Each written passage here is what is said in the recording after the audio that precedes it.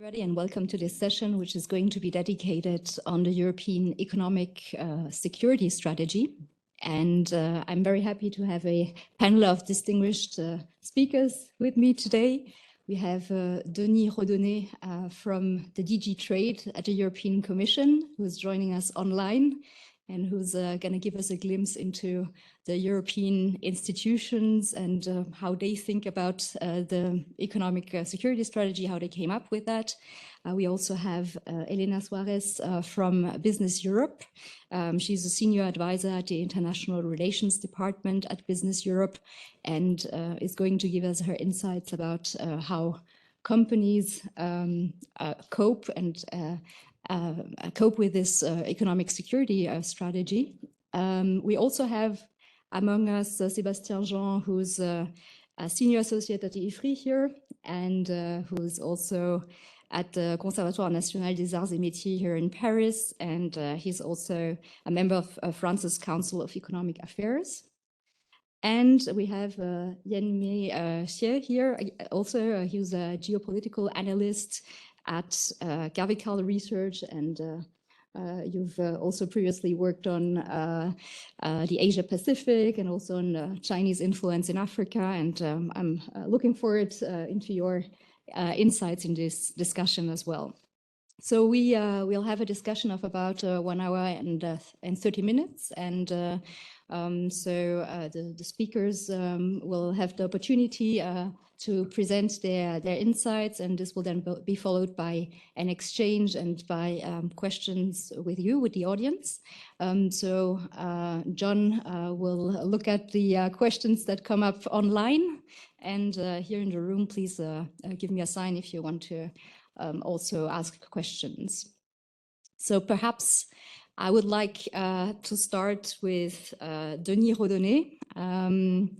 I think we are in a, do you hear us? Is everything fine? Perfect. I think we are in a situation where the European Union wants to become more geopolitical, and this is actually something that was confirmed by the war in Ukraine. It wants to learn to speak the language of power. And this is already something that the COVID-19 crisis showed, that we need to work on the resilience of supply chains.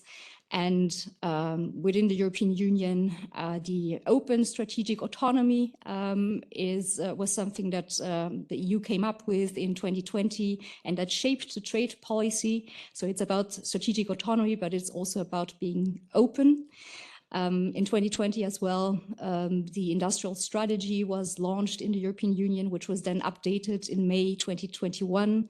And it is about an inventory of dependencies on third countries with the aim of reducing these dependencies. It also sets out 14 ecosystems, so sectors in which the European Union wants to play a leading role in the future, and that is embedded in the dual transition, the digital and green transition. And then there are also trade defense instruments that are completing this set of rules. So in March 2023, the president of the European Commission, Ursula von der Leyen, coined the term of de-risking. So there was a lot of debate about what that actually means and how this can actually materialize. And then in June, also the economic security strategy of the European Union was defined. So I was wondering, Denis, if you could perhaps give us your perception on this, how this came into being and what is this about?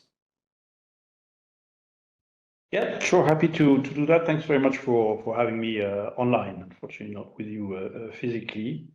Yes, I can say a few words about that and then perhaps reflect on what that means with respect to partnership and cooperation with like-minded countries and trusted partners, notably in the Asian region, because that's something that we value very much in the context of crafting an approach to economic security.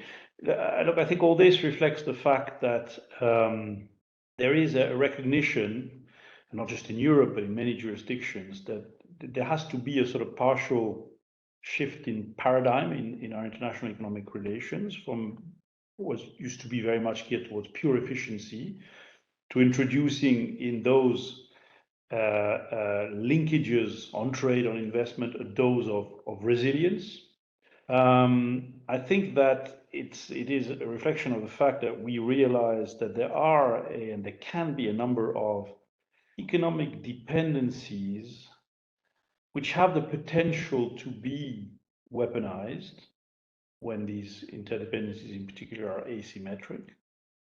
And so therefore, the European Commission has proposed to member states to develop an economic security strategy, which is indeed, as you said, is going to be about continuing to reap the benefits of economic openness on one hand, and at the same time minimizing precisely those risks.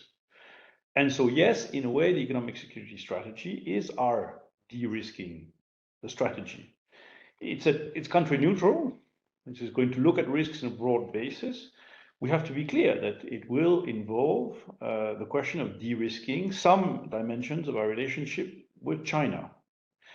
The way it is constructed is that the economic security strategy that we propose to member states foresees the creation, if you want, of a risk assessment framework or risk assessment processes across different areas, risk assessment of the vulnerabilities and the risks associated with our industrial supply chains, risk assessment with respect to critical infrastructure, risk assessment with respect to key technologies, notably in the emerging digital tech space. The Commission has already indicated what it proposed to front load by way of assessment, and a risk assessment on precisely the risk of weaponization of dependencies in all of the above areas. This notion of assessing risk of weaponization, in a sense, a kind of derivative of the other risk assessment exercises. And this is something which is designed to be iterative with member states, between Commission and member states, the EU public authorities and member states, in order to make sure that there is constant involvement and co-creation of these risk assessments. It's also something that needs to involve the private sector. And there, BusinessEurope, and Elena, I'm sure will speak to that, plays a role in the structure that we are creating around the implementation of the economic security strategy proposed by the Commission. It will also involve a review and possibly a reinforcement of a number of economic statecraft tools, by which I mean the areas of strategic trade controls and strategic investment controls. I'm sure we can elaborate on this later. Now, it's an economic security strategy that is based, as you perhaps know, on the so-called 3 Ps, on a protect pillar, but also a promote pillar, and a partner pillar. And that's third P, we must emphasize, is not coming as an afterthought of the 2 other Ps. It's very much front and center of our approach. We are not going to do economic security on our own and without integrating how we partner with, as I said, like-minded countries across the world, trusted partners across the world, and this is certainly the case in the Asia region. On this, maybe just I can say a few words on this. We think that under the Japanese presidency, the G7 as a like-minded group has actually crossed important steps with the Hiroshima statement on economic resilience, on economic security. We have been increasingly cooperating in the area of export restrictive measures linked to our security with some key partners in the region. I'm thinking very much about the work that we're doing as part of the sanctioning coalition against Russia's invasion of Ukraine with respect to putting to use export restrictive measures such as export controls or export bans, and doing this in an allied manner with countries like Japan and Korea. There's a whole new level of engagement between us, European Commission, and the governments in the region in this area. It is completely unprecedented compared to where we were before 2022. We've taken a lot of inspiration from partners in the Asian scene. Japan, of course, has conceived some time ago its own economic security strategy. I think we can say very clearly that this is, for us, has been a source of inspiration, especially in the sense of crafting an explicit, almost doctrinal approach to economic security. And that is important, and for us, because it's consistent with the fact that because we are not a unitary state, we have to do this in a more explicit manner upfront, and perhaps other jurisdictions do. We're putting to the service of this engagement all of our existing frameworks of interaction and cooperation, including the structures that are created by our trade and investment agreements with Japan, increasingly so going forward, probably with Korea. The existence of an active trade policy in terms of negotiating trade agreements and trade treaties is a key component for us of an economic security strategy, not least because it fosters diversification, but it's also a tool that enables us to anchor the engagement with a whole host of countries in the Asia region, in the Far East, where we have a strong footprint with the existing free trade agreements that I've mentioned, also in Southeast Asia, where we already have a footprint through our trade agreements, and as you perhaps know, but I will not give you the litany of ongoing negotiations, but where we have a lot of ongoing free trade agreement negotiations that are going to contribute to that resilience, diversification exercise that is linked very much to our economic security. In addition to classical free trade agreements, we're also, I think, testing more and more the use or the recourse to other forms of economic engagement with trusted partners and like-minded countries outside of FTAs, classical. We've built a Trade and Technology Council with the United States. We're replicating this, for example, with India right now in the South Asia region. And so these more nimble forms of cooperation, whether it is trade and technology engagement, whether it is digital trade agreements going forward, or critical raw material clubs and arrangements, are going to be part and parcel of these more flexible ways of engaging on the basis of mutual interest to work together towards greater common resilience and diversification. With respect to China, there it's a slightly different situation, because obviously we're talking about the need to de-risk some dimensions of the relationship. You were referring to the early assessments of supply chain vulnerabilities and dependencies that were undertaken a couple of years ago in the context of the review of the industrial policy strategy of the European Union. Those sort of first level, if you want, first generation assessments of vulnerabilities of supply chains were showing very clearly that the zone of risk to our supply chain in terms of excessive import dependencies, where diversification is not possible and where domestic production or reshoring is not possible either. It's actually a very limited part of our overall extra EU trade on the import side. It's something like 0.5, 0.6% of the totality of our extra EU imports that we're talking about. But of course, on that zone there is a need for policy to look at those vulnerabilities. And as it happens, those vulnerabilities are largely concentrated in our trading relationship with China, recognizing, of course, that the centrality of China in the Asian regional value chain is not going to disappear, and we are connected to, in particular, the Greater Asia regionalized value chains, notably in electronics, etc. So that is there to stay. That's not going to necessarily change. I'll finish by saying just maybe two things. That this is a policy issue, but it's also very much a market-driven private sector issue. So there is change taking place in terms of the reassessment of risks happening in any case outside of any policy inducement through the readjustment by market forces, new business models emerging, firms choosing to follow in China for China strategy, or a China plus one approach to their interlinkages. This is also producing results alongside some of the direct policy tools that we are either developing or will be developing going forward.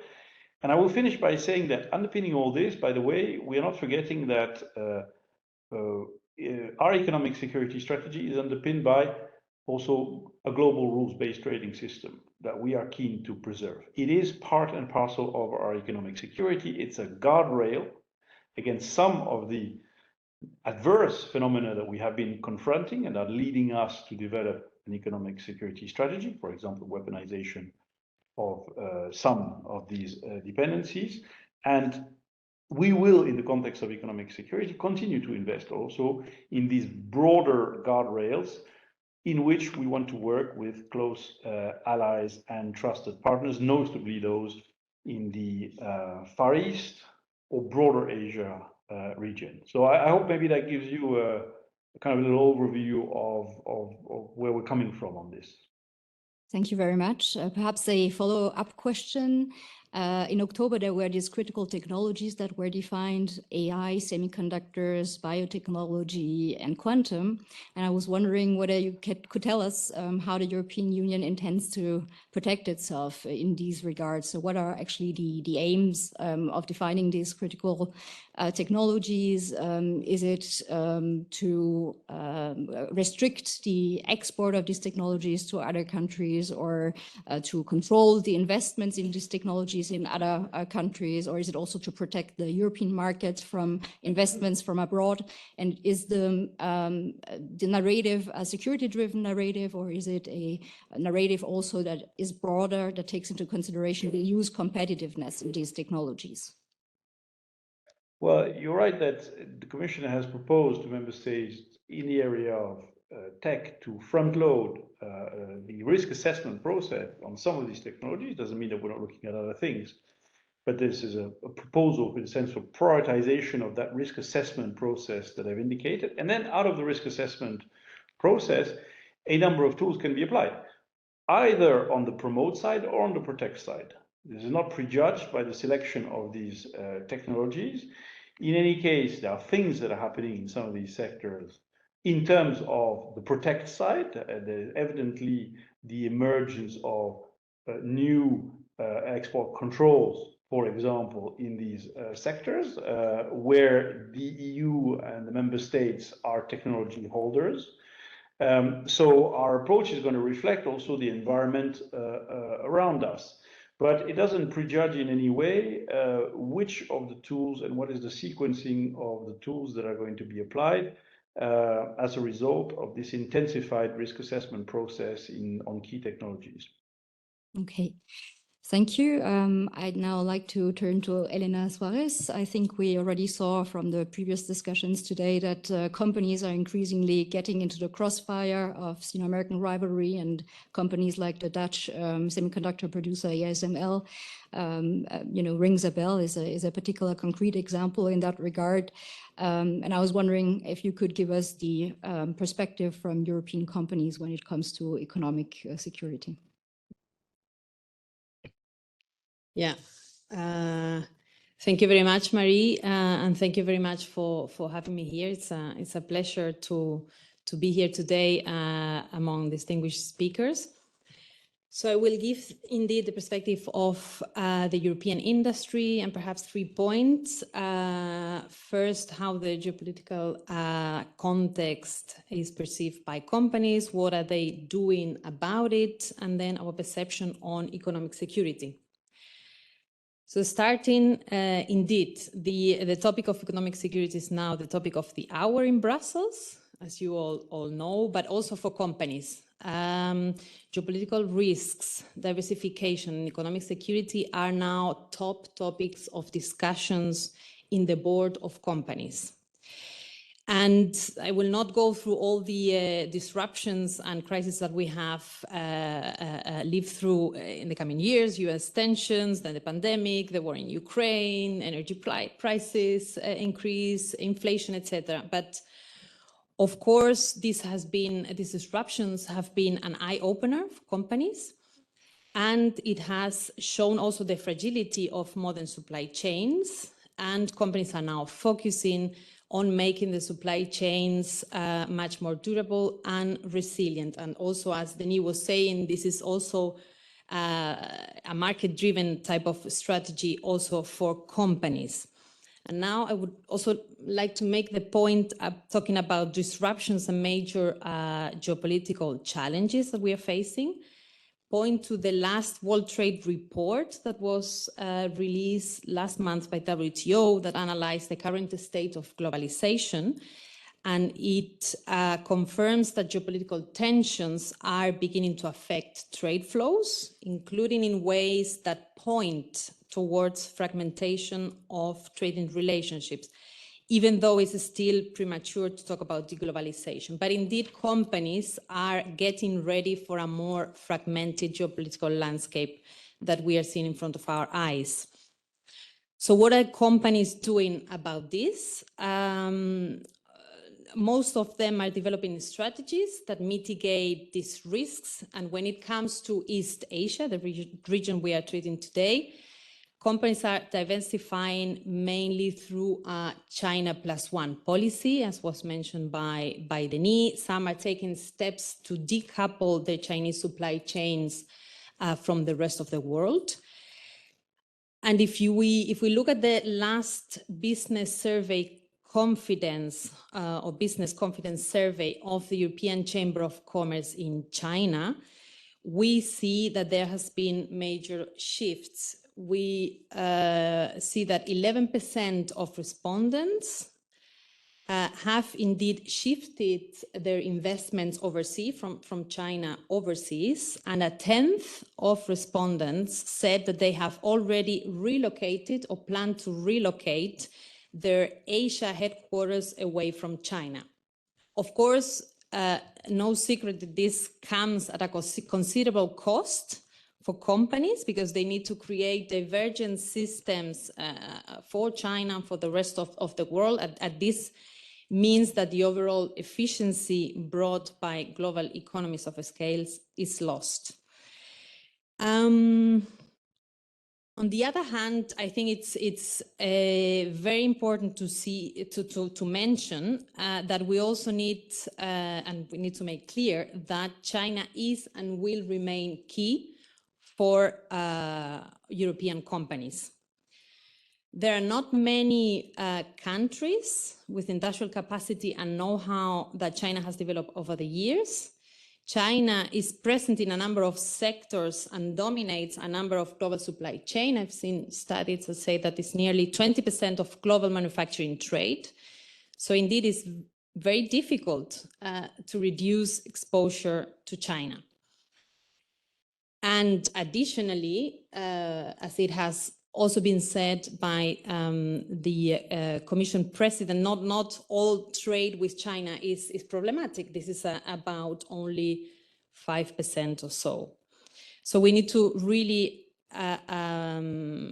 view our strategy towards China and de-risking in a narrow sense.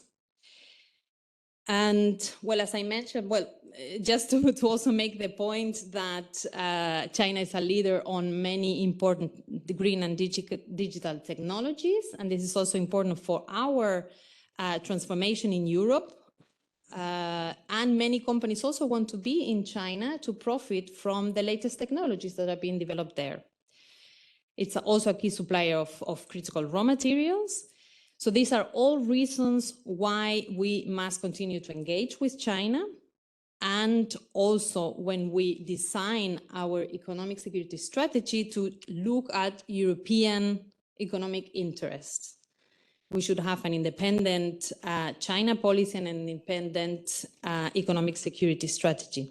So now let me point to the perception of business on economic security, and then perhaps zoom in quickly on the specific European economic security strategy.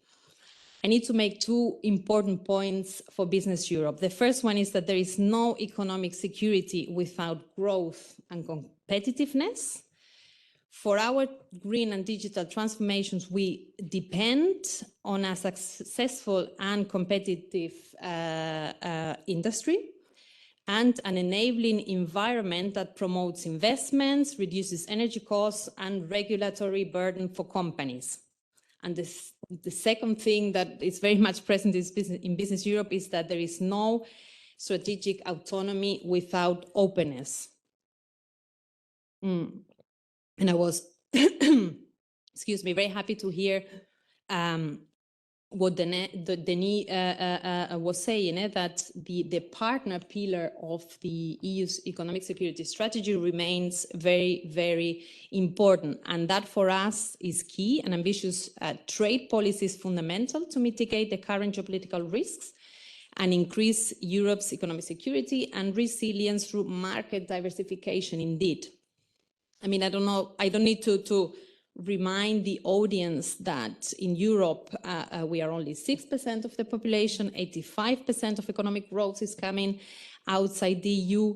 So we really need this active trade policy also to, open investment opportunities, access to raw materials that we need in Europe, because indeed we don't have.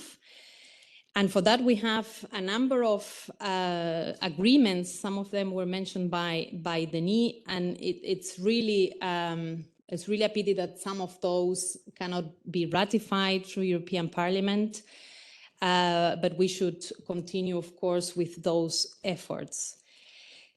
Then let me now zoom in a little bit on our perception on the EU's economic security strategy. For companies, it is critical that we define what is dependency, what is risks, because at the moment there is a lot of legal uncertainty, and what we need is really predictability and legal certainty so that companies can shape their supply chains in a resilient way. I know that there has been studies now carried out to define what is risk, what is a dependency, and the Commission is also carrying out methodologies in this regard. But it's very important because potentially a lot of situations could represent a risk. If we think that we import most of our LNG from the US, is this a risk? Supposedly not, but because the US is a like-minded country, maybe in a year's time, this could represent a risk. So we really need to define this, because otherwise companies are paralyzed in their investment and trade relations, not knowing really which direction to take. And also to point that a like-minded partner today might not be a like-minded partner tomorrow, and the other way around. Now, on the EU's economic security strategy, I think it's very important to strike the right balance between protecting our security interests and maintaining a conducive environment for trade and investments in the single market and in third country markets, and also to try to prevent the world fragmentation and protect international order. And for us, we cherish that very much in Business Europe, and we see the state of the WTO with a lot of concern. It's not easy really to strike this balance, because there is a lot of things that will need to be reconciled, so not an easy balance to make. But on economic security strategy, we need to be proportionate and targeted to address well-defined risks. And these initiatives, especially the legislative ones, should be subject to impact assessments and prior consultation with businesses. We should avoid undermining the competitiveness of European industry. And of course, business input will be essential. And in this regard, it's true that the Commission is engaging with business. And I think as the strategy will unfold, I guess that this will be also more and more the case, because our input is essential. Companies know best their value chains and have experience on the ground to know how to diversify and make those needed changes. And finally, when it comes to outbound investment, this is a concern, of course, for our members. We need to have an open and frank discussions about the possible risks. And this is indeed a complex issue because it combines national security, which is an area of exclusive competence of member states. It involves analyzing investment flows, which is an EU competence. So from the outset, we would argue for a very well-targeted outbound investment mechanism that should not only be used as a last resort when serious security concerns are effectively proven. Thank you. So thank you very much. What is interesting is Denis already mentioned the fact that it was necessary that institutions work together with businesses. Is this something that comes to fruition? Does this materialize? I mean, you already mentioned the fact that risk assessments, impact assessments need to be carried out. There's also the question about stress tests being carried out. Is this something where an interplay is to be perceived between member states and EU institutions and businesses, businesses being at the forefront, as you said, of economies being on the Chinese market, seeing the hurdles they are confronted with on the Chinese market, but also seeing asymmetric trade practices. So they, as you said, they know the risks very well. So how does this interplay between member states and EU institutions and companies look like? No, I think that this dialogue is taking place. We would like to see more of that. But it's true that listen, we really started to develop the strategy just before the summer, after the announcement of the Commission President. So there is a whole debate in Brussels about that. We have been discussing this with our members, of course. We have been in touch also with several think tanks in Brussels and beyond to also form our own opinion and assessment on what should be considered as risks. We are very much in touch with Denis and his team, indeed. And I'm sure that more of this will come. What we like about what you were saying about the relationship between the Commission, member states, etc., we think is important indeed that the Commission takes a coordinating role to harmonize practices across the EU, because otherwise we also see what happened in the Netherlands.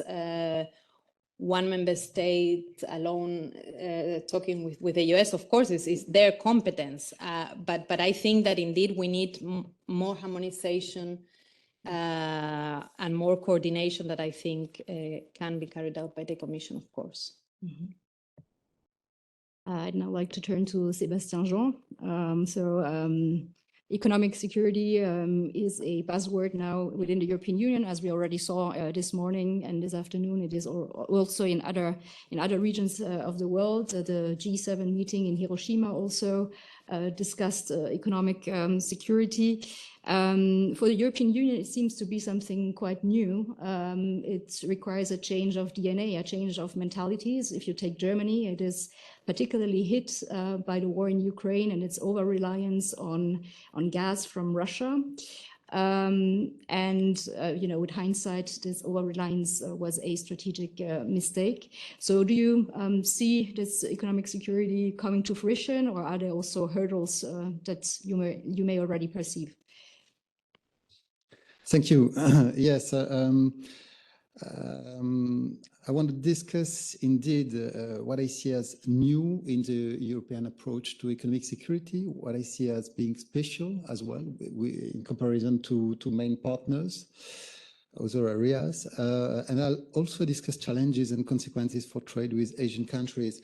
I think you're right in emphasizing that it's really, and Denis said it as well, actually, that it's a shift in paradigm somehow, because the historical strategy of the European Union in dealing with external economic relationships was based upon overarching principles of rules, of competition, and of level playing field, and with the idea that that was somehow sufficient to deal with that correctly. And it was obvious that it was consistent with EU governance, where market-based and rules-based principles were playing a key role. It included still already, and it has been including for some time already, reactions to unfair competition in various forms, an active use of trade defense instruments, development of a series of autonomous tools, and this has been in the pipeline, in the process for years, and a lot has been done already in that respect. Still, I think that what is new is really the recognition that we need to go further and that we need to have a strategy, a proper strategy in dealing with economic security per se, which is linked to this recognition that, as the European Commission put it, that certain economic flows and activity can present a risk to our security. I think that was really something out of the scope until a few years ago, and that's really now very front and center. So what is at stake in trying to updating to these new realities, geopolitical and technical realities, resilience of supply chains, resilience of security of infrastructure, vulnerabilities to weaponization, coercion strategies, and industrial policies, which is also a big part of the story. The result is what has been framed around this motto of promoting, protecting, partnering, as we know, and with proportionality and precision. So what's special in this EU approach? First, I would say that in this, somehow, in this game of economic security, the EU is really the reluctant player in the world. It's playing it because it has to, but it's reluctant. And why is it reluctant? Because it puts emphasis on, well, it's opposite to its culture, as I said. It's really new. So it's playing it, but it retains openness as an overarching principle. Okay, which is really in contrast to what the US is doing, for instance, and even China, I think it's fair to say. Also because even when dealing with economic security, the European Union retains as a core principle a cost-benefit approach. So it's an approach to an insurance. It's a costly insurance, so let's see how we can minimize the cost. That's how I see the European approach here. And still, it's decided to move on. Of course, there is war in Europe. It has been recalled several times, but it's been decided before. I think, and actually, the kickstart somehow was more given by Donald Trump, extending secondary sanctions to Europe, and then it prompted Europe to think more seriously, thoroughly about how to react to that. Then there was China's coercion strategy with regard to Lithuania. That was also a big push in that direction. So it's not only war in Ukraine, but of course, war in Ukraine now is a defining motivation, certainly. The second thing special, I think, of course, is that the EU is very special in terms of institutional setting. So the EU is trying to respond, but a la European Union, meaning that it's based upon rules, upon very complex decision-making processes, because the EU is not a state. So we need first to share information, to find common ground, to build support among member states before anything can be decided. It's slow compared to main competitors. It's also careful. Is it a good thing, a bad thing? Is it a good thing? I mean, it's a mixed bag, probably. What are the main challenges? I see several ones. The first is, of course, that the European Union, given its nature, given that it is not a state, is always uncomfortable when the issues move towards power politics, as they are doing in that area. Foreign policy and defense is a competence of the member states. It has been recalled several times already. we have common tools, we have initiatives, but still that's an area where coordination is more difficult than in other areas. There are different cultures, different interests, different priorities. And of course, cohesiveness is key in that respect. And we've seen that in many occasions in the past, the easy strategy for partners trying to put pressure on the EU is to play some member states against the other, to target. So recall solar panels and China suddenly finding trouble with French wines. That's typical. I mean, you have a political approach to divide member states. It's also difficult because we are more open as economically as regions than China or the US are. So that's a first challenge. The second one has to do more directly with energy. We are in a transition from an energy point of view, and we have seen, in particular with the war in Ukraine, we've seen an energy crisis. But this crisis is very special, in particular, in that it is a regional crisis. It's not been a worldwide crisis. It's been specifically a crisis in Europe. And I think that with oil being hopefully less and less important worldwide in energy market, probably energy market will grow increasingly fragmented. And in that situation, Europe is threatened to be the weak points from an energy point of view, a region where energy is priced, has higher prices than in the rest of the world. In addition, not only because it does not have many resources in terms of energy, but also because it does not have a tradition of a strategic approach to securing access to energy, as others could have, the US, but also China, for instance. And that extends to raw materials, by the way. The third challenge I see is the fact that Europe still is a very strong industrial and trade power, but there is a sense of weakening and a sense of threat around our present positions. Why is that? Mainly because we are rather weak on growing technologies, in particular green technologies and digital technologies. And of course, the case of the automotive sector is especially illustrative of the sea change somehow of the ongoing industrial revolution and of the threat for Europe. But I think it's more general than that.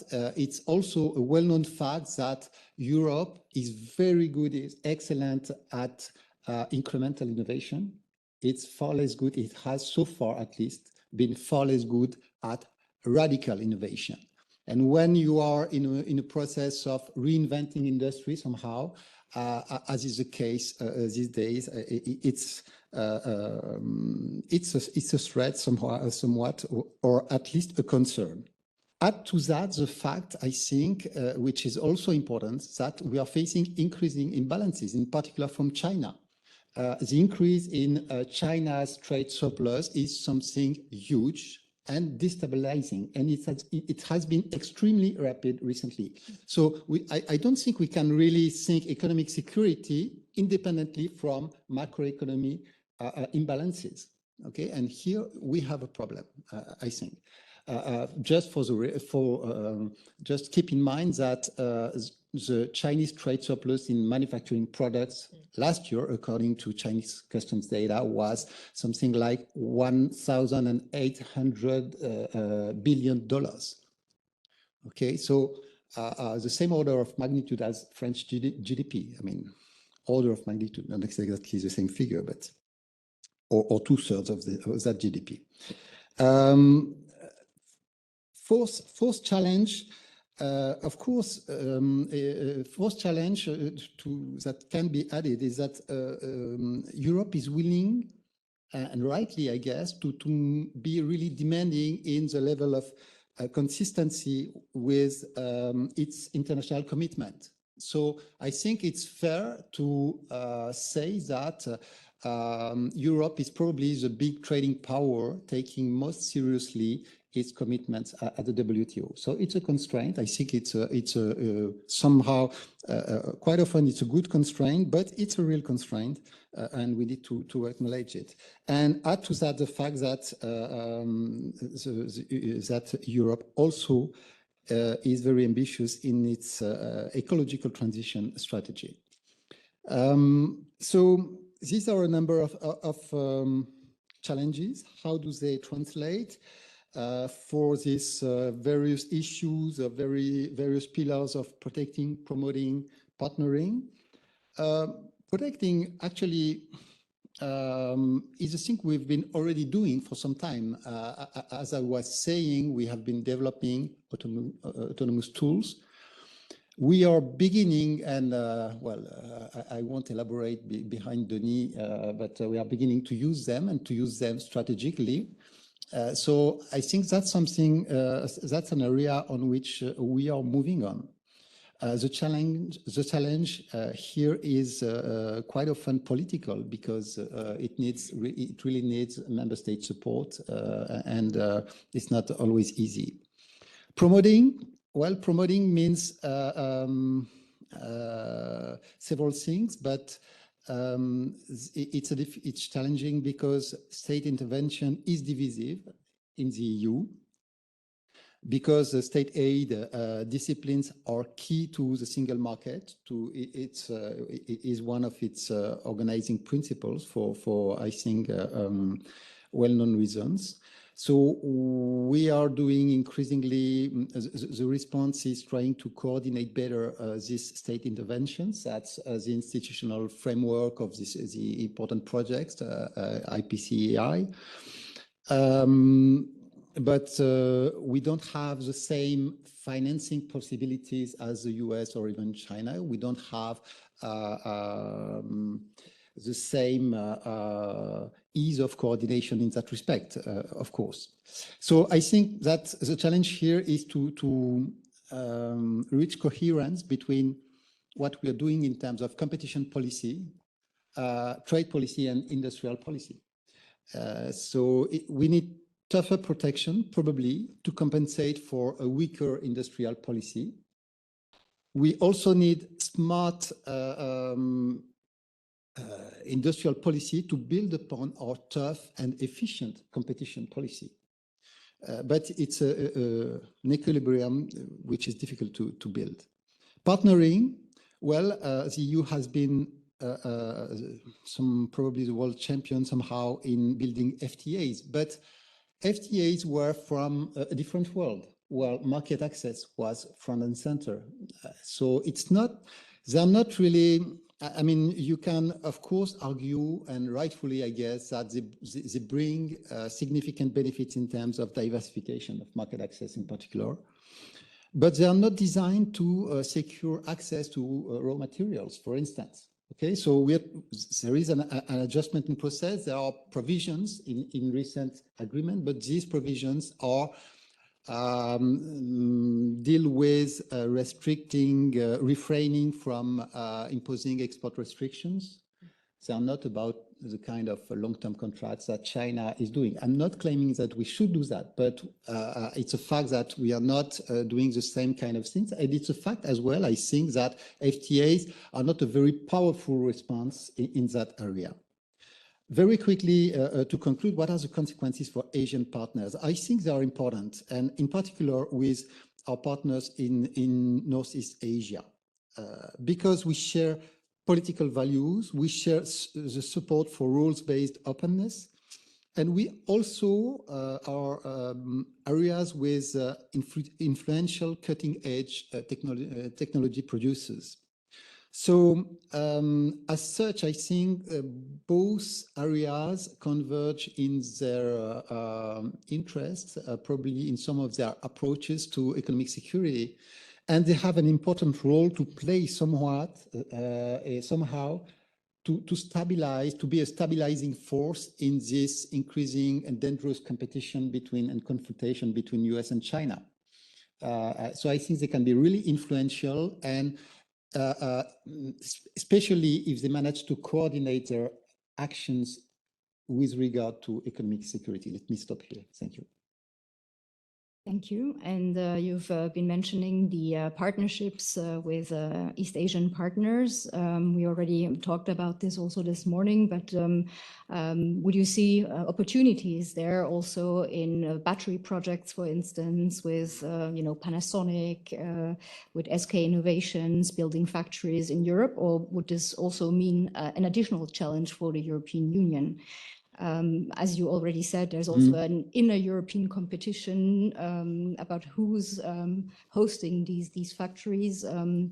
So how do you see these possibilities? I think it's an opportunity. I think partnerships are already here for in some cases, in terms of institutions of trade agreements, in terms of investment projects as well. Some of them already ongoing in Europe. And I think they should grow and develop because they are promising and they are really fitting with the context, with these objectives and these constraints of economic security. Okay. I would like to turn to you, Yanmei. And yeah, I mean, we already talked about the fact that, there was an erosion in relations between the EU and China. The fact, the three Ps were the fact that China was considered a partner, but also a competitor and a systemic rival. That was something that was mentioned in the 2019 strategic outlook document of the European Union. In Germany recently, there was a national security strategy that was issued, and it considers that one of the main pillars of strategy is actually economic reliance. And that's a first for Germany, actually, to have a national security strategy and then to have this pillar in considering that economic resilience is key for security, and also a China strategy that came out of that. And Germany actually recognizes that China is increasingly becoming a competitor and a systemic rival, and we're shifting away from this partner relationship. So I was wondering from your perspective how you'd see these evolutions and the evolutions with regard to economic security in Europe. Thank you, and thank you for Ifri for bringing me here and being part of this very interesting discussion. I'm keenly aware I'm the only non-European here and feeling a bit queasy about commenting on European policy. So I shall, speak with a level of humility. That said, so I intend to draw perhaps my tri-continental experience, having, worked and lived in all three major economic blocs, the US, China, Asia, and now I live in Europe, and do a little bit of compare and contrast, and then come to that German piece, and then commenting also about what this implies about Europe's relationship with Asia Pacific. So first, I have to say, since I started observing Brussels, the European Union, I have been consistently surprised by how decisive and bold the Commission has been in the last couple of years. I think my baseline was that the European Union was essentially a technocratic institution, which was trying to form consensus among 27 members, and the consensus inevitably came down to the lowest denominator. That seems not to be the case anymore. It seems the Commission now takes the mandate of making European Union a geopolitical power very seriously, and takes the mandate of being a leader, taking leadership on these matters very seriously. So hence, I was surprised by the decisiveness and clarity of the de-risking agenda, right? So there was the quartet of risks, the risk of disruption or sabotage of critical infrastructure, the risk of disruption of supply chains, the risk of economic coercion, the risk of technological leakage that could enhance a rival country's military capability. And the tools that manage the risk are also quite clear. There's the inbound investment screening, 5G toolbox, and there's the simplifying permitting and subsidizing critical tech sectors, and then the tools of outbound investment screening and tightening export control are being discussed and debated. I suspect the latter two probably are the most contentious compared with the other tools. The other tools deal with what are coming into Europe, what's happening in Europe, and these tend to regulate what's going out of Europe. I think that's kind of unfamiliar territory for the European Union. Also, as Matilda mentioned, and a number of other speakers, member states are not comfortable with the European Union treading into security arena, which has been traditionally member state competence. So now I want to talk about Germany. I have been making multiple trips to Berlin, and I feel I'm getting a little bit whiplash. So on one hand, we see the German-China strategy, which has a high degree of overlap with the European Union's de-risking strategy. The same risks, the same proposing the similar tools and similar critical sectors. Yet, just a couple of days after the release, or before, Chancellor Scholz made a statement saying that de-risking should be left to companies. Government should not have a say on where they should invest. And that's almost word by word repeating what Chinese Premier Li Keqiang said in Berlin when he convened a bunch of German corporate CEOs without any German official supervision and telling the companies that European de-risking should be implemented and governed by companies and not being left to bureaucrats. I think that has a lot to do with Germany is arguably the most integrated economy in European Union, perhaps even in the world, with China. There are more than 5,000 German companies operating in China. And the big four, Volkswagen, Daimler, BMW, BASF, account for 1/3 of European FDI into China from 2018 to 2021. And they all plan to, they're very committed to stay and expand. And the companies have been making the argument that the biggest risk they face is not from China. The biggest risk they face is not being in China. The biggest risk they face is not being in China, staying there, expand, and taking full advantage of the market and the growth in China. Now, they also argue that not only China has very attractive, big, growing market, has very skillful labor force, but increasingly has been a R&D tech center. So the German companies, European companies need to be more integrated into the Chinese R&D system. Otherwise, German prosperity, European prosperity, and European companies' global competitiveness will be undermined. And these companies have been de-risking, but they're de-risking by localizing, right? So de-risking from shielding themselves from the risk coming from home country, coming from Europe, by becoming more Chinese, having more of their R&D production in China. Arguably, that's probably not what policymakers have in mind when they talk about de-risking. And then, understandably, German officials, I think, have to balance between the security and commercial interests. Understandably, when you have a coalition of three parties, some of the policy inconsistency or state inconsistency in rhetoric is inevitable. And also, I think recently, we mentioned the softness in European industry, and then the German manufacturing sector has been showing softness. It is kind of bordering recession. And then the rise of the populist party also makes politicians there reluctant to implement policy that can have economic and price implications. So overall, again, I may be underestimating the Commission again. I expect that some of this internal dynamic, probably some of the internal pushback, will result in have a moderating effect on what's coming out of the European de-risking. So perhaps, if we compare with the US small yard and high fence, the yard will be smaller and the fence will be lower.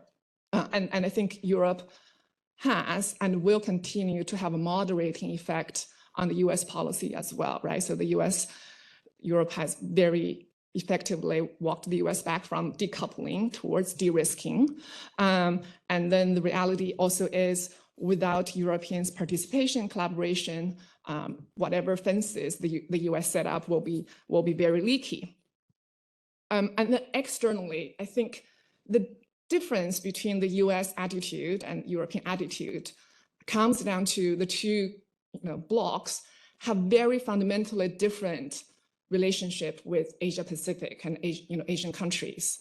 The US is a hegemon there and is very invested in defending its hegemony in Asia Pacific, and Europe is not, and it's arguably not very invested in defending the US hegemony. The US has a number of treaty allies. It's bound by treaties to defend Japan, the Philippines. I mean, Taiwan, I guess it's not strictly a treaty ally, but the US is, and all these countries have fairly fraught relationship with China, have security flashpoints with China, Europe does not have any security military commitment in Asia. Also, fundamentally, US has a very different relationship with Taiwan. So I think US has to, right now committed to protect Taiwan militarily, provide economic and defense assistance. So far, I think Europe is comfortable providing political support and perhaps economic assistance and collaboration. I don't think Europe will venture as far as to provide, defense assistance to Taiwan if something happens there. And even I think the commitment even of European countries to economically sanction China, let's say if there was a military attempt to take over Taiwan, would be questionable. So all that is to say that the security perception, the security risk the US faces from China is a lot more immediate and acute and real than Europe feels.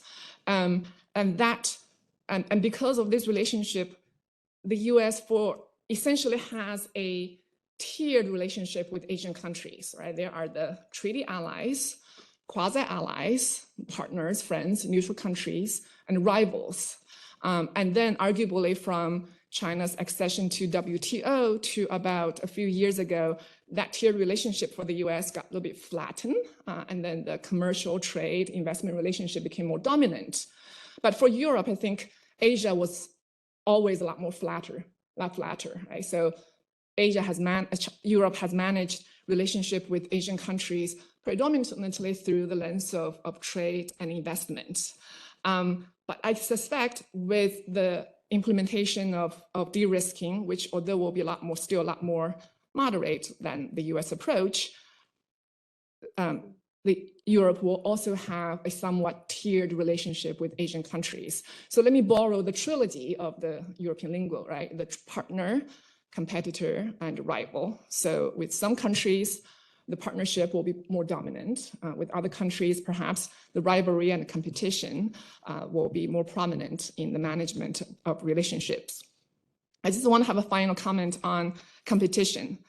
So if we look at the trade chart for both the US and developed Asian countries, trade import from China has been on downward trend. Europe has gone the other way. So Europe's relationship with China, I think, has remained the most open and has least perhaps barriers, both in terms of trade and investment compared with a number of developed economies. That has to do with Europeans' commitment to being an open economy, has to do with what we discussed earlier about this flatter, more commercial-driven relationship with Asia, including China.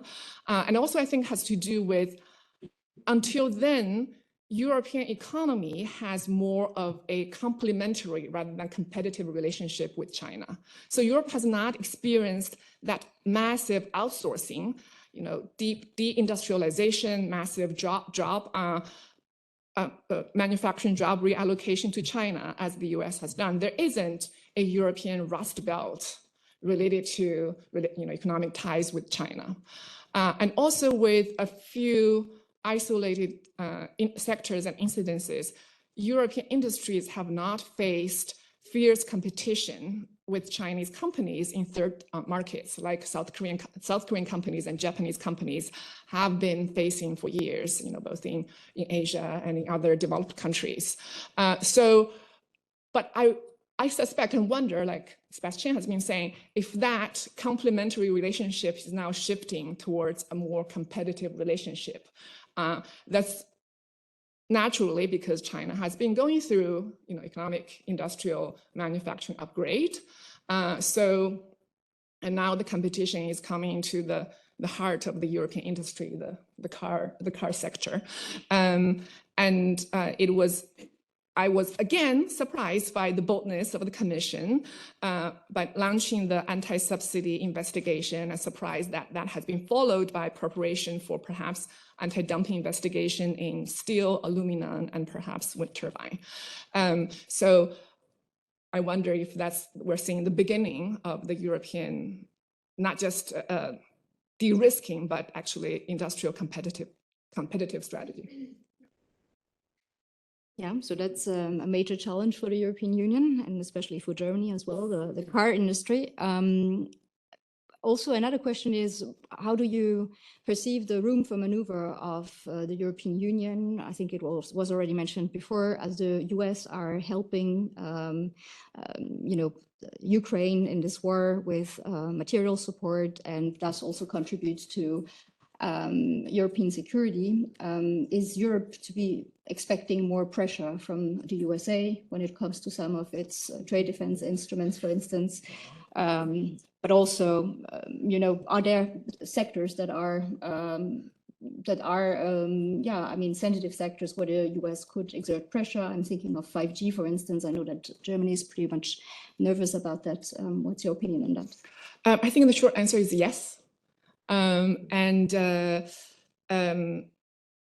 other hand, as I said, I think Europe also has leverage and influence over the US. So I have this grand theory, which is that for decades after World War II, much of the world depends on the kind of US-centered West for both the provision of security and provision of economic development. And the rise of China diluted the second leverage the West has over the rest of the world.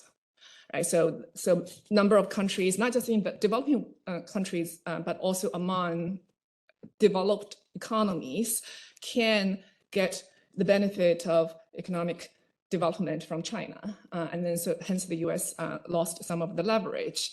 However, I think the rise of insecurity actually strengthens the US leverage over a lot of its allies and friendly countries, because the reality is China is not a provider of security. So when the world, in a world that insecurity is rising, we're seeing some of the reversion to the status quo ante when economic development became a secondary consideration after security. So I think, yes, I guess the honest and unvarnished answer is when the demand for security is high, that gives the US leverage, especially to countries that depend on the US for the provision of that. Mm-hmm. Okay, I'd like to open the floor to questions. So I don't know whether there are some in the room. And okay, I see. Hi, thank you all for a very interesting panel. Emily Benson from CSIS in Washington. This question is for Denis. Thank you very much for your comments and good to see you. My question is about the recent revelation, a few hours old, that China is going to restrict graphite. I am wondering if you think that the EU is becoming increasingly exposed to retaliation the more and more you pursue an economic security agenda, and if so, what the plan is for mitigating what seems like a growing number of tit-for-tat retaliatory measures. Thank you.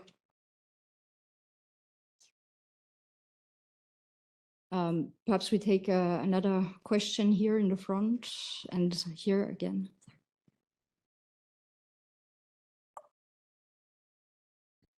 Sorry, two questions. We talked about the WTO, and there had been talk that Europe has been somewhat naive in its commitment to multilateralism. How do you square the fact that the United States, since the Trump administration, or even prior to that, has restricted I think the arbitrational side of the WTO, the appointment of judges, which has made the WTO almost, stuck in dealing with these trade disputes. And my second question is, how does the European concern with economic security square with its Indo-Pacific strategy and its global gateway strategy? I think there was another question.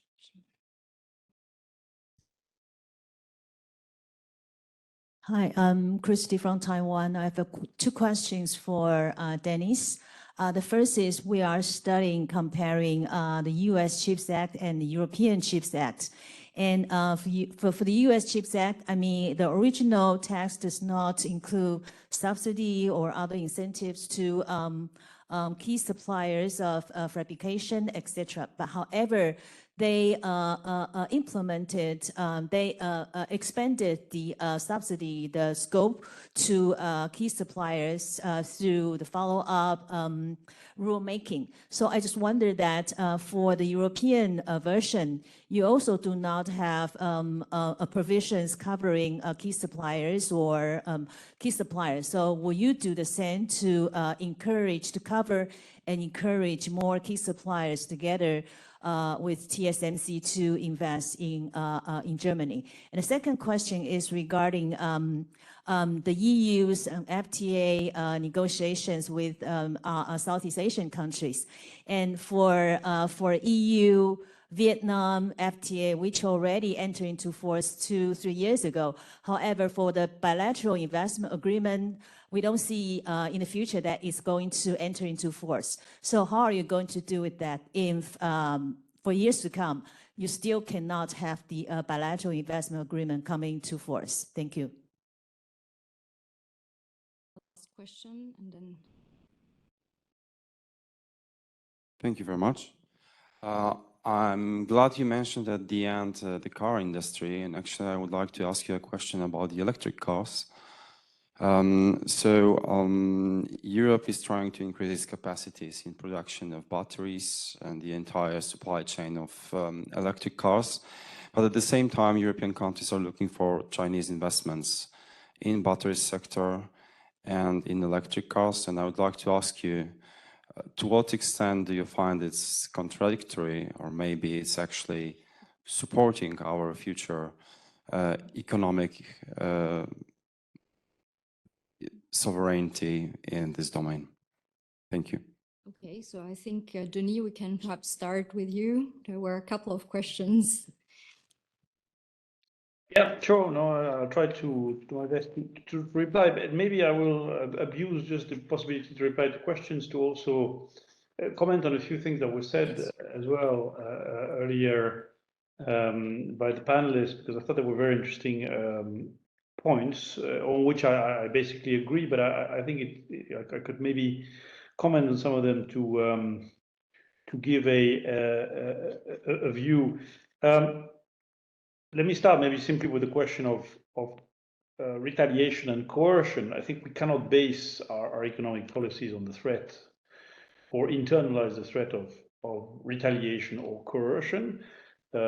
We've seen retaliatory actions actually vis-à-vis perfectly legitimate trade policy measures for years. I mean, it's not entirely a new phenomenon. We have our sense is that this is something that is growing. So there is a more and more adverse, confrontational,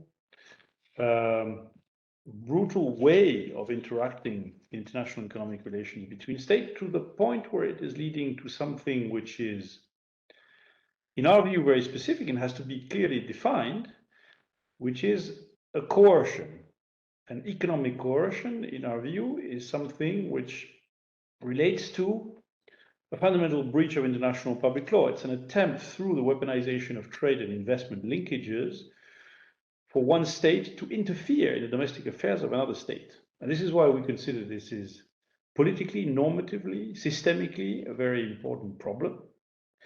We've seen the emergence of, and this is why we are equipping ourselves with the necessary means at EU level to deal with these kinds of problems. So I'm not going to comment specifically on individual measures, notably what you mentioned on graphite. I would just simply observe that we will take the necessary means to counter, to push back globally, not just us, the EU, globally with like-minded partners on this practice of undue, illegitimate weaponization of certain specific dependencies where necessary. And in that sense, I am not sure that we are such a reluctant player. I want to come back to what Sébastien was saying, kind of interrogate a bit that notion. I think we have always defended our interests, in particular when it comes to the leveling of the playing field. We have been at this, and you said it yourself, for quite a long time. So I don't think that we have moved from naivety to non-naivety. I think what is happening is that the environment around us is becoming more and more adverse. And so therefore, as a result, our policies are adjusting to the environment that we are confronted with. We are probably doing this reluctantly, not in the sense that we do not want to do this and will not take the necessary steps to do it. We don't like what is happening. And as a result, this is why we are very keen when we develop statutes, instruments, tools to deal with these kinds of phenomena in international economic relations, that we do not ourselves contribute further to the erosion of the rules-based system that is there and that we want to preserve and shore up as a baseline. As a matter of fact, we're even doing things to try to shore up the rules-based system. And if we do take autonomous or unilateral type measures through new autonomous or unilateral statutes, we are indeed, and that was said, anchoring them in our international commitments. And I don't think that's a weakness. I think that's a strength. I think it has not prevented us from putting on the books a number of fairly robust tools or take a number of fairly robust measures. Some of them were revoked. But it is ensuring that we walk that line between defending in the EU's interests and not contributing to a further erosion of the system. And I think we will want to stay very much on that line. And that is, in a sense, addressing the second point on the question of naive multilateralism. Now, I would also say that it is correct that we have specificities in the EU. I said it so myself. I think not being a unitary state, when you deal with economic security and essential security issues, of course, has complicating dimensions and consequences. I am not sure that we are necessarily fatally weakened by our institutional fabric and political reality of being a federation of nation states in the area of economic policies. We have been able to devise instruments which are new, which operate in zones where the EU competence and the national competence are coming into a complex new nexus. I'm thinking, for example, about this question of economic coercion, and nevertheless develop tools that have the ability to work because we are adapting our decision-making processes to the needs of the problem. When it comes to the anti-coercion instrument, you will see that very interestingly, it rests on qualified majority decisions when it comes to making a determination about a third country potentially coercing the EU member states. And when it comes to taking remedial measures, it's done on the basis of the tried and tested decision-making processes and structures that we have under the common commercial policy of the European Union and the comitology associated with that.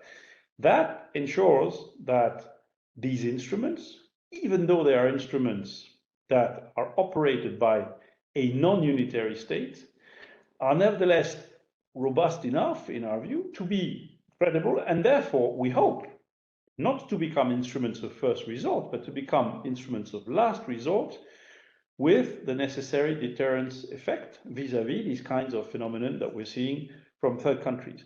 Does it test the unity of the EU member states? Of course, it tests the unity at the end of the day of the European member states. But any policy in the EU that has a distributional effect among member states will test the unity of member states. And it's not new. Classical trade defense instruments also rely at their heart on the sense and the commitment to unity between member states, for example, between producer countries and user countries. Here, it is not fundamentally different. What is different here is that the member states also need to have a shared sense of the risks and the threats, and this is why the economic security strategy is based on crafting, on developing between the Commission and member states this shared sense of threats and of risks from which the unity has to then subsequently flow and find its place in actual instruments. On the question of whether our toolbox is good enough in terms of engaging with third countries, there was the question on free trade agreement versus investment agreements. The point that Sébastien was also making, I think, on the fact that FTAs are, in a sense, designed for a different world. I think, first of all, the trade agreements that we continue to push have value in many dimensions. So first of all, you said it yourself, they are a tool for diversification, that they play a direct role for diversification. They also work with respect to the import side. We have in our recent free trade agreements robust energy and raw materials chapters, which contains provisions which go beyond the WTO. For example, when it comes to disciplining export duties. These things, in our view, are important. They provide a framework of transparency and predictability, which are ever more important in a context where, indeed, the system of rules in the WTO is being chipped away by, tendentially, more and more non-compliance. So that plays a role. But it is also correct that the FTAs are not, in and of themselves, a solution to all problems. It is very clear that apart from trade, the issue of investment is very important. I don't think the question of BITs is as such as central as the question as to what is the overall EU offer with a number of emerging economies when it comes to associating or putting in coherence trade through trade policy instruments, investment in the sense of actual investments, notably through instruments such as the Global Gateway. I think the challenge in terms of an economic security strategy is going to put, indeed, coherence and make these different types of instruments outside of a common commercial policy work more and more, hopefully, in sync with the traditional trade and investment tools that we also have.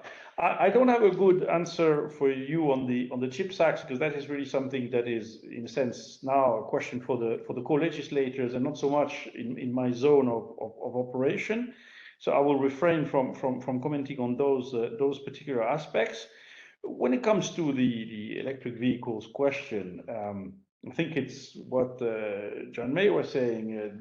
There are a number of important pressures coming from structural distortions that are impacting key industrial sectors in the EU, and perhaps indeed now in sectors which are different than the traditional sectors where we have had trade defense measures in place for decades. I'm thinking about steel, metals, traditional commoditized type core upstream industry sectors. Now there are distortions and level playing field pressures, including in the industrial supply chain, in some cases associated with the green or the digital transition.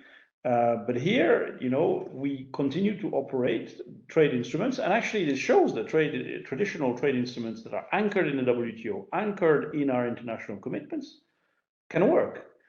In our view, when you have subsidized exports threatening injury, the traditional trade instruments, in this case, countervailing duties, can play a role to limit some of the spillover effects associated with hugely distorting industrial policies at home. Now, again, trade policy instruments are not the only response to these bigger issues. There's a suite of instruments, as Sébastien was saying, between trade instruments, industrial policy instruments, and potentially competition policy instruments that have always been a triangle, and that will need to come into play because a traditional trade defense instrument does not deal with the problem at source. It deals with the problem at the border. So it is the instruments that we have, because we have not addressed some of the problems associated with core level playing field distortions at source. And that has to do with the way in which China, in particular, is integrated in the global economy today on the basis of its WTO accession. But that's probably a much wider question that goes beyond the questions that you put to me. Thank you. You want a car question, so please. Yeah, I just want to follow on that. Your question of how should Europe view the coming Chinese investment in the EV sector, right? So I'm going to answer that by way of China. So China has been very skillful at practicing selective opening. For the longest time, China has practiced the positive list of allowing foreign FDIs into China. So not every sector is open to foreign direct investment. And when foreign companies do come to invest in China, China also tries to extract something from them, right? With overarching goal of every foreign investment in China has to serve the goal of helping indigenous companies upgrade technologically. So every Chinese, the policy regarding FDI has been guided by this objective. Now, when it comes to the car industry, we all know that Western car companies, including European ones, were only allowed to invest in China by forming joint ventures. And that turned out for China now to be a very effective policy of extracting technology know-how from these foreign companies, because on one hand, European companies have been very careful and skillful at protecting their core technology and not to do this R&D in China and not to give those away to their JV partners. On the other hand, most of the Chinese JVs partners were Chinese SOEs, so they were not the most nimble, effective, smart companies, and they were happy to sit on pretty handsome profit brought by these foreign partners and not work hard on technological innovation. And then hence, I think China became smarter with the EV. For quite a few years, when China started implementing national electric vehicle policy, I think for almost 10 years, the subsidies were designed to exclude foreign battery companies as well as car companies, right? So there was tech specifications that essentially disqualify non-Chinese companies. Those including foreign companies that have factories, investment on the ground in China. However, when the Chinese industry was mature enough in 2019, China kind of allowed a catfish into the sardine tank. It allowed Tesla to come to China to invest without any joint venture partner. And Tesla was a catfish in the sardine tank. Even BYD was fighting for its life when Tesla came to the Chinese market. But BYD at the time was not a small sardine. It was very capable of not just manufacturing production, but also innovation. After a couple of years of severe sales loss, it managed to came up with this quite revolutionary battery technology and clawed quite a lot of market shares back from Tesla, not only in China, but now it's a pretty strong competitor globally vis-a-vis Tesla. So on this, I don't exactly know whether Europe is capable or not, given the policy, the political environment, the policy tools available of replicating what China has been doing in terms of foreign direct investment. But perhaps I think just kind of evaluating, as you said, whether Chinese EV companies, batteries, whole car companies invest in China, can that investment benefit the technological upgrade of the indigenous companies? I think perhaps that should be objective that's to be considered. Okay, Sébastien, Elena, do you have additional comments? There was something on the CHIPS Act as well and Indo-Pacific strategy. Yes, thank you. Perhaps a few points. First about naivety and reluctance, and I feel pretty much in agreement with the nuances that Denis has introduced to qualify. Just perhaps to be clear, I don't think the EU has ever been reluctant to defend its interest. It was just a strategy it chose before to defend and to play by the multilateral rules.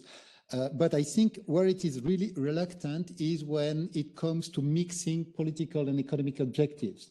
And that's where we are somehow obliged to come today. And that's the sense, that's the place where I see some reluctance. Then there was a question about the US, the paralysis of the WTO appellate body imposed by the US. I think what that shows very well, that illustrates, is that rules are helpless when it comes to grid power competition and rivalry, unless the grid powers in question accept a political agreement and fit that agreement into an update of the rules. Or we are here. We are dependent upon a political agreement somehow to update the rules in a way acceptable by the US and China. It's a very good system but where the weakest point is the capacity to constrain the greatest power, of course. Then about Chinese FDI in electric vehicles.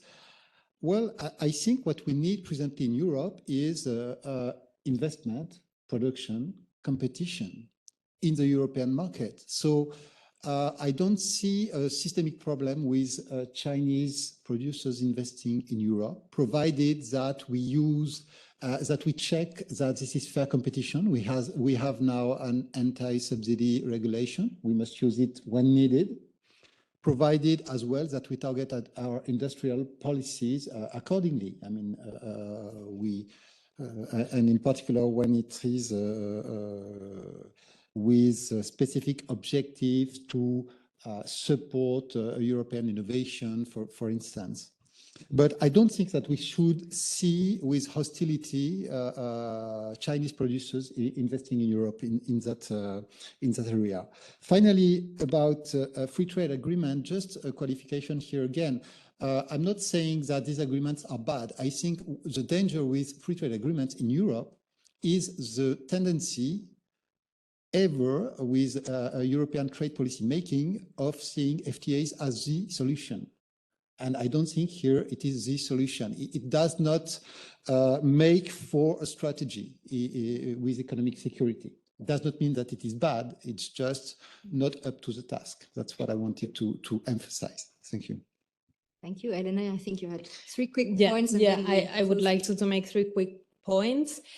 First, to react to what Sébastien was saying about the promoting pillar of the economic strategy, the economic security strategy. And you were saying that this is a matter of state aid and we don't have enough finances. This is not only about pouring money into the system. This is about creating, an enabling environment for businesses, about, reducing the regulation that we have in the EU as well. For example, it's about a number of things. Then on FTAs, well, they are not the solution, but they are a very good solution. This is an exclusive competence of the EU, and I think that we should make use of that. It's not only FTAs, it's also the other type of agreements that the EU is thinking about, digital partnerships, raw material partnerships, etc.